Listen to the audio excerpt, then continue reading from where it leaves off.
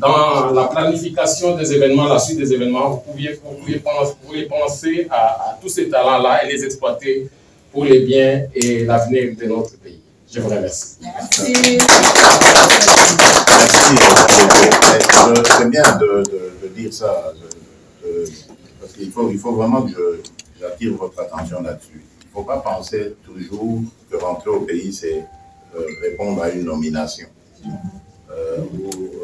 Pour rentrer, il faut solliciter une nomination. Il n'y aura jamais assez de place pour tout le monde. Jamais. On ne nous mente pas. Même si on disait on vire tout le monde, tous ceux que nous avons trouvés là, on les vire, on n'aura quand même pas de la place pour tout le monde. Ce n'est pas vrai.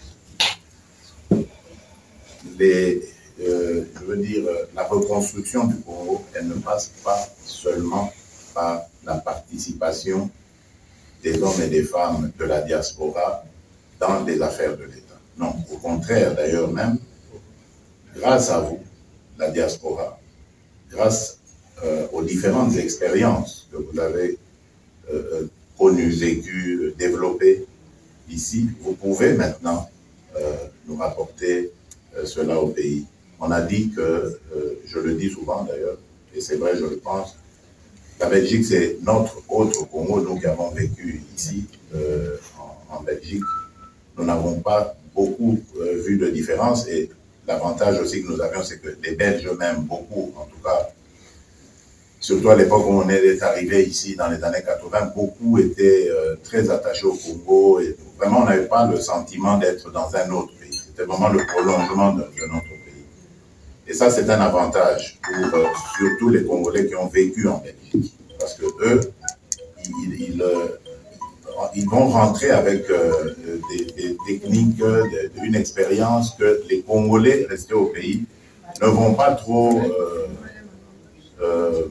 avoir de difficultés à comprendre. Hein, contrairement, par exemple, à nos compatriotes ayant vécu dans les pays anglophones, par exemple, ou scandinaves. Hein, ça serait une expérience différente, toujours enrichissante, certes, mais différente. Donc c'est pour ça que je veux vraiment vous encourager en revenant, en vous disant, en vous invitant à revenir, de ne pas trop compter toujours sur les nominations.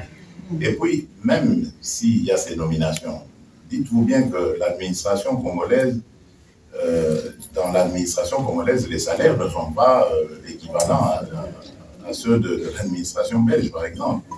On ne citait que qu'elle.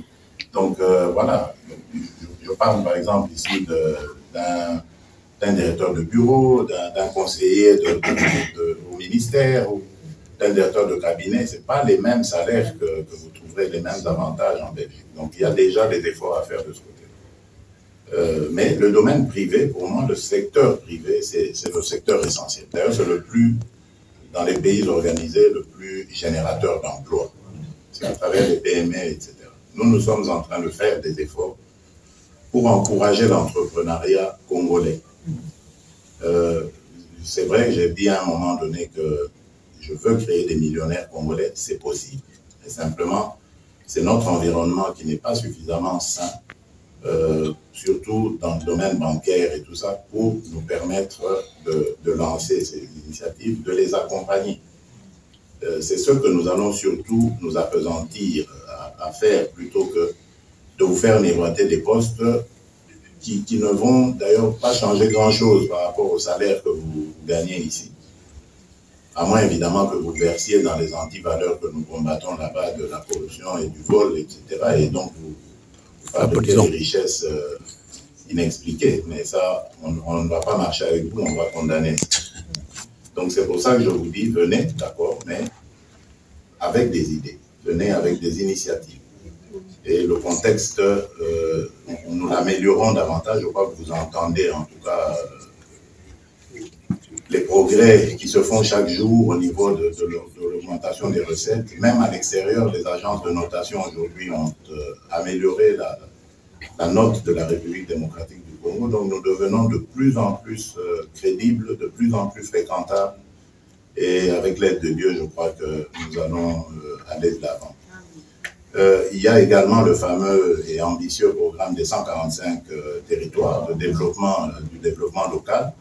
Donc ce sont les 145 territoires qui composent toute notre République, qui vont être accompagnés dans un élan, un même élan, pour les doter du minimum possible qui permettrait maintenant aux autochtones de développer, aux autochtones ou autres, enfin, tous ceux qui vont, tout Congolais peut aller où il veut, là où il veut et tenter de développer cela. Donc on va mettre au courant de ce programme donc, le minimum de base qui permettrait même à ceux qui viennent de l'extérieur de pouvoir dire, bon, je quitte le Bruxelles, par exemple, ou Liège, ou que sais-je, et je vais, non pas pour habiter à Kinshasa, mais je vais aller habiter à Malembankulu, ou à Kamwanga, à Lodja, voilà, des choses comme ça. Voilà, et donc pour qu'il n'y ait pas de dépaysement. Donc vraiment, c'est le minimum, c'est très ambitieux comme programme, mais nous allons vraiment y mettre le temps et les moyens nécessaires pour pouvoir le promouvoir. Et ça, vraiment, si vraiment j'ai besoin d'un accompagnement de la diaspora, ma famille, la diaspora, c'est ça. C'est dans le domaine.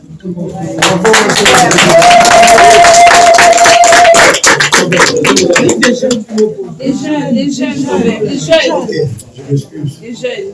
Donc Patrick, Patrick ici.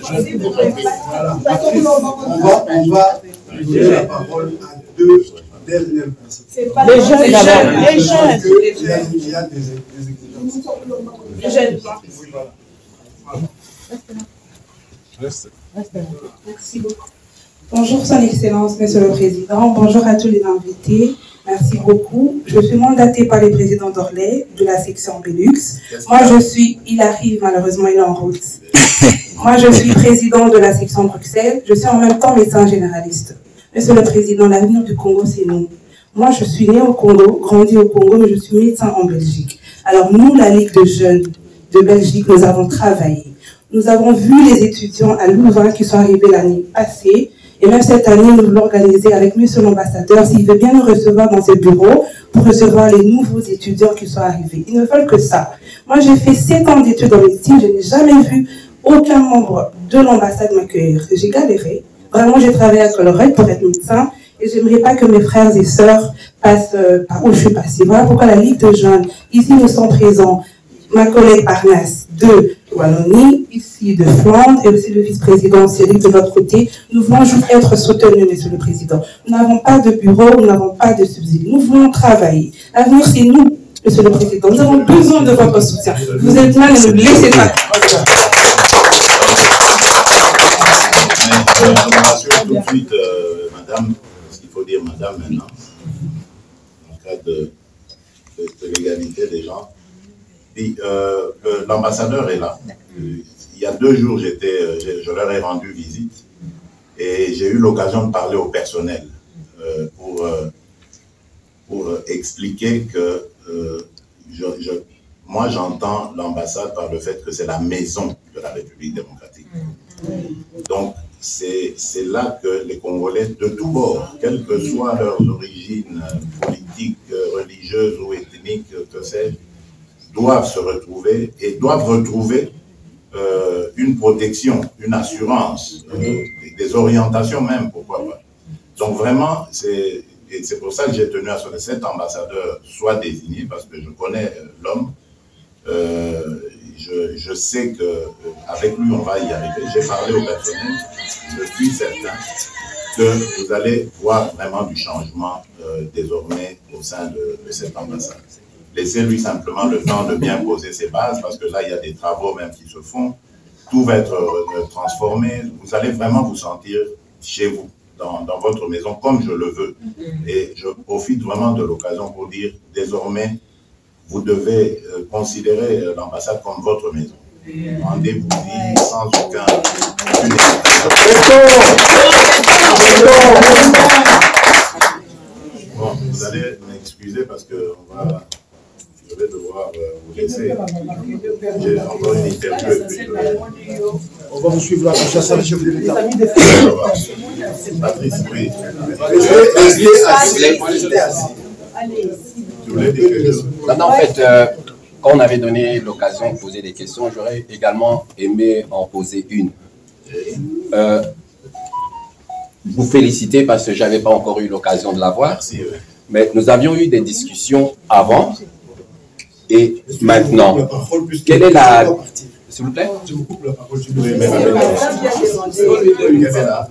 Non, en fait, je voulais savoir quel est l'enseignement que vous pouvez tirer entre les conclusions que vous pouviez avoir avant d'être président de la République et maintenant que vous êtes en charge. Quel est le plus... qu'est-ce qui pouvait manquer à votre réflexion avant par rapport à l'expérience que vous pouvez avoir aujourd'hui que vous êtes effectivement en charge? Qu'est-ce qu'il manque aux personnes qui sont à l'extérieur pour comprendre certaines choses? C'est le degré de destruction de notre pays. Ça, on ne pouvait pas le savoir avant.